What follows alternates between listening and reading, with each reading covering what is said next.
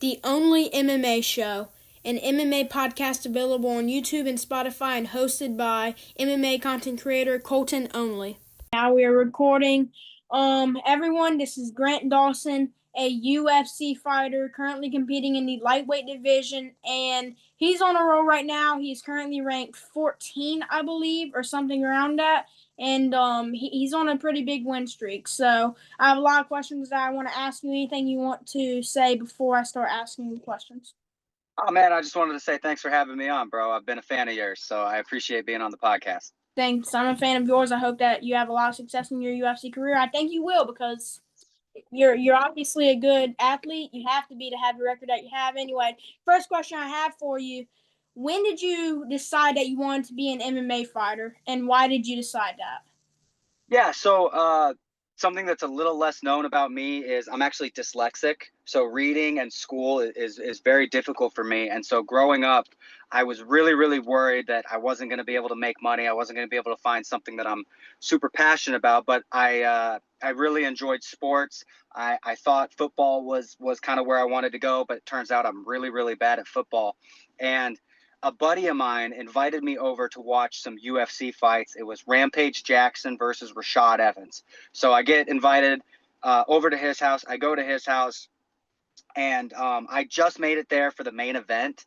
And so that was the very first fight I ever saw. And as soon as I saw that fight, I was just in love. I just absolutely loved it. After the fight, it was like 1 a.m. Me and my buddy went into the backyard and we were play fighting the whole time and like saying what we would have done. And at that moment, I just knew that I wanted to be a UFC world champion someday.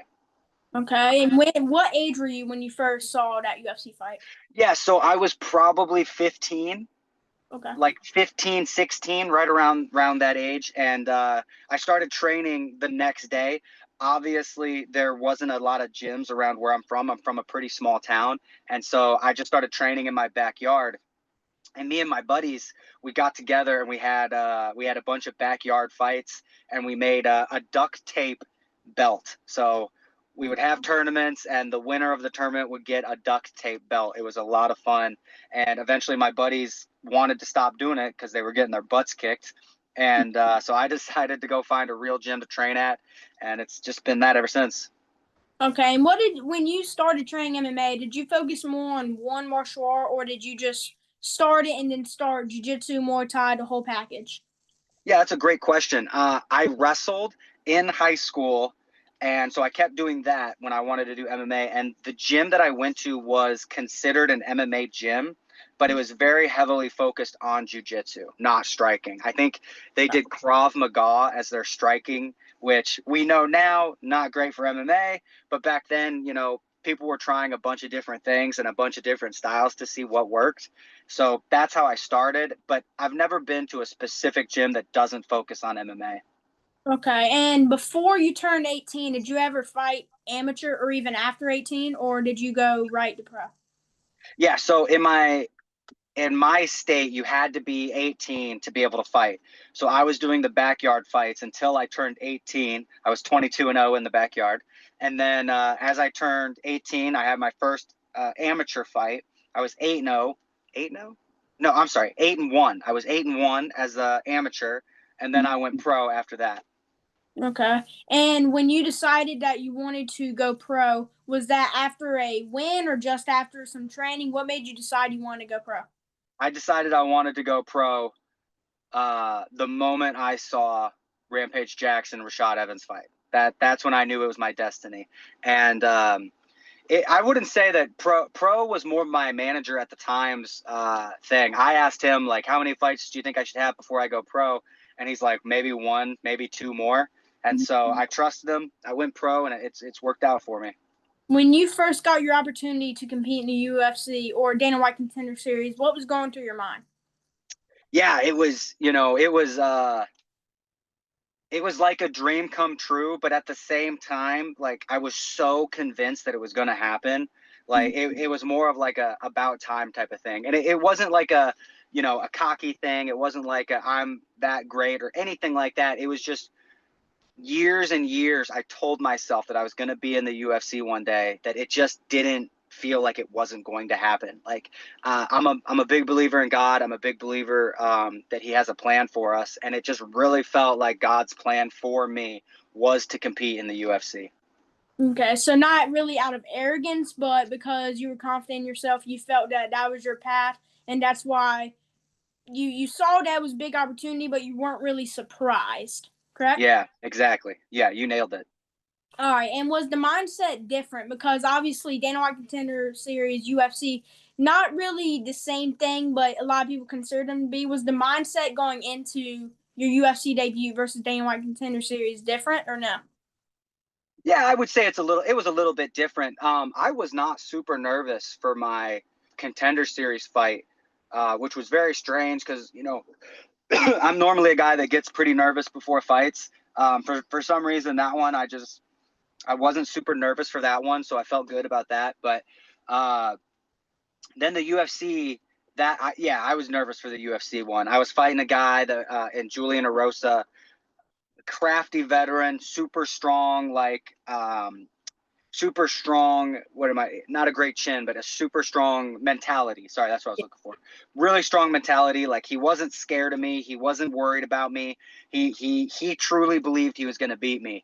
And honestly, that has been my toughest fight. Okay, and you said that usually you get nervous, but you weren't really nervous for the Contender Series, but UFC fights usually get a lot more nervous. Like, what's the hardest part for you? The lead up to the fight, nerves, weight cut, whatever it may be, or the actual fight once you're in that octagon? Yeah, it's definitely not the actual fight. It's probably the most nerve-wracking part is they come into the back and they tell you you're next, and you go and you walk out, and what happens is they put your opponent, or whoever's walking out first, in the walkway so he can get ready to walk as soon as his music hits, and they have a curtain in front of you, so it's like your opponent, curtain, you. Excuse me. And you can hear right through that curtain, his team is hyping him up. You're gonna kill him. You got this. And then they play your what's the word? Your like preview for the thing where John Anik is talking about, oh, Grant's on this big of a win streak. That his opponent does this, and this guy's got this many finishes, and it's just like, oh man, this is happening. And then they play his music. He walks. They open up the curtain. They put you in front, and then it's your turn to walk. And that's probably the most nerve-wracking part, like right before you walk out. Once I get in the cage, I'm usually pretty good. But yeah, honestly, there's two fights where I wasn't nervous at all. And that was my last one with Diego Fajeda. For some reason, I was just not nervous at all. And then when I fought Damir Ismagulov, and I'm guessing the reason that I wasn't nervous when I fought Damir was because I had trained with him before. And so I kind of knew exactly how the fight was going to go. You're right. And what was, obviously, you have one loss on your UFC record. We're going to ask you about that in a minute. But what was your toughest fight that you ended up winning, and why was it so tough? Julian Erosa was definitely my toughest fight. Even the fights that I lost, I've got two losses, and both of them I got knocked out in 30 seconds. So those fights weren't very hard. They didn't go my way, but they weren't very hard.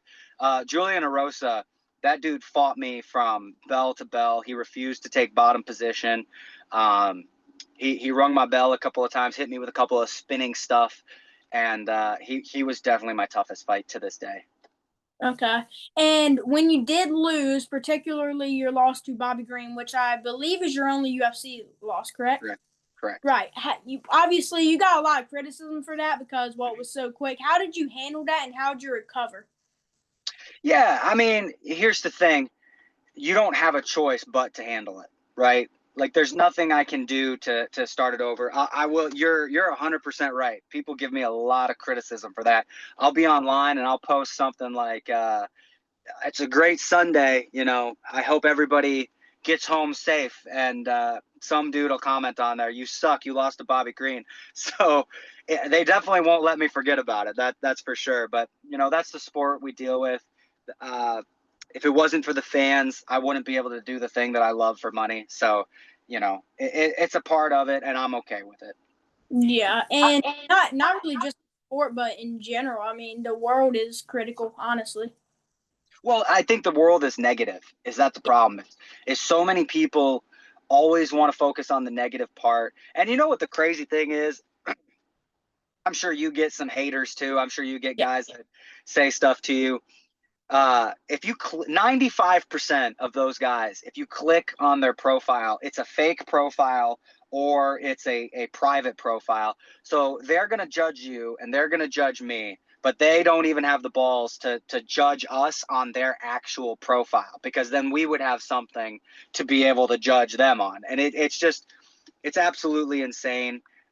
The internet is not a real place. And I'm really glad that a kid like you can, have a future in something like this, and somebody like me can have a future with something like the internet. But you got to remember that it's not real. These are not real people. I've had 0 bad fan experiences in real life.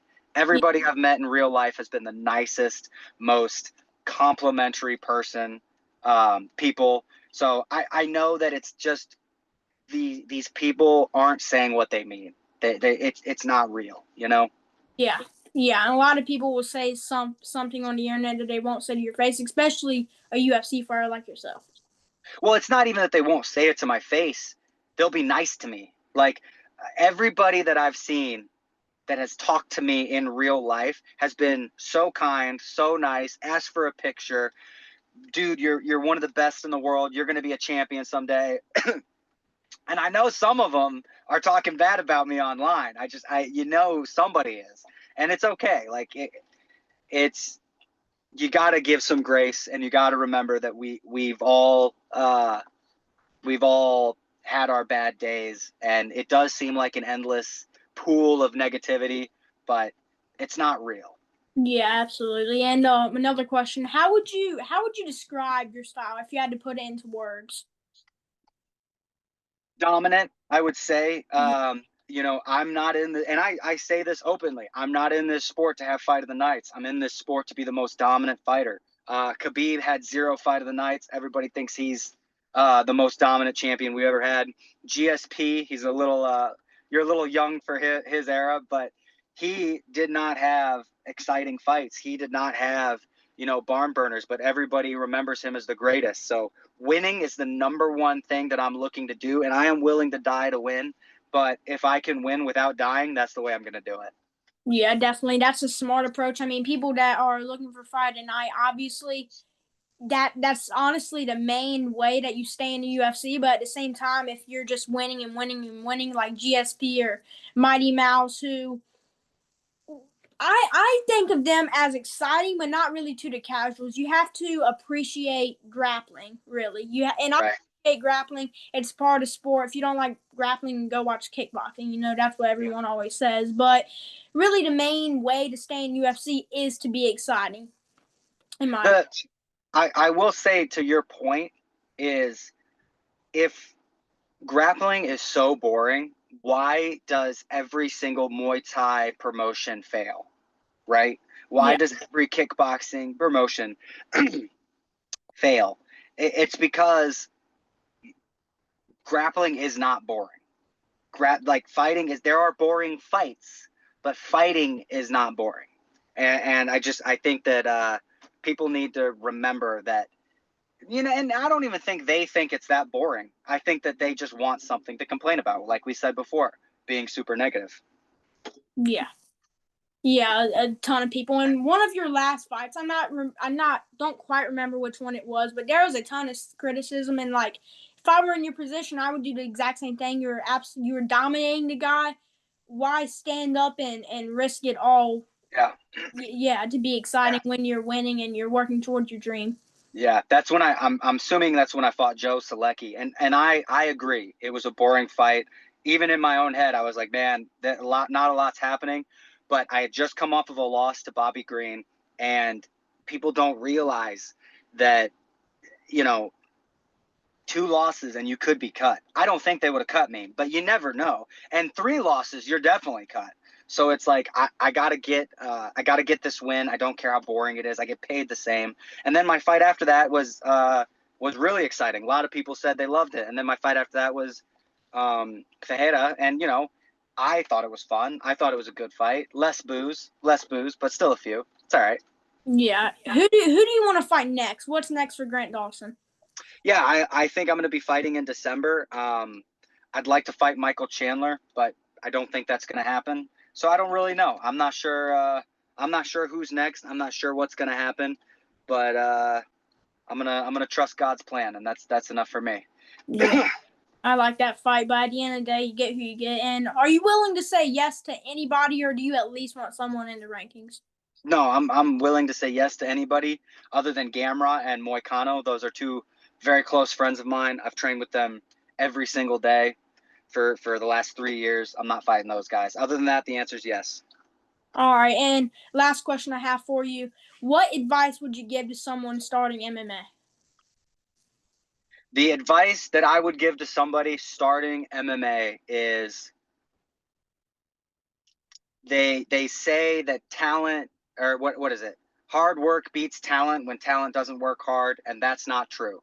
The only thing that can beat talent is obsession. And if you are not talented and you want to make it in this sport, you have to be obsessed. You have to be getting home from the gym and watching film. You have to be, I'm not a big, eat clean all the time type of guy, but you've got to be off the alcohol. You've got to be not staying up late. Don't be partying. Be in the gym. If you aren't at work, you're at the gym. Yeah, absolutely. Dedication, biggest thing in this sport. Well, that pretty much ends it. Anything that you want to say before I end this thing? Yeah, man, I just want to say thank you for having me on. You're a little stud, and I'm definitely down to come on to your show anytime you want. Yeah, thanks. I'm glad that you came on this show. I think that I only have 2 other episodes, but I think this one's just going to do the best because, well, you're a UFC fighter and everything. So thank you for coming on. I'm going to end this. And, yeah, I hope everyone watching this has a great day. I hope that you have a great day. Thanks for coming on. Appreciate it, bro. All right.